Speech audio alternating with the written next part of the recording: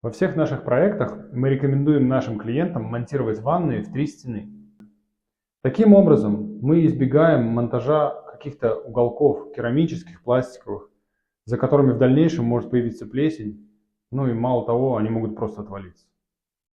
В первую очередь штукатурятся стены, затем монтируется ванна и периметр гидроизолируется силиконовым герметиком. В дальнейшем же монтируется керамогранит уже непосредственно на саму ванную. И в финале герметизируем этот шов цветным герметиком в цвет керамогранита.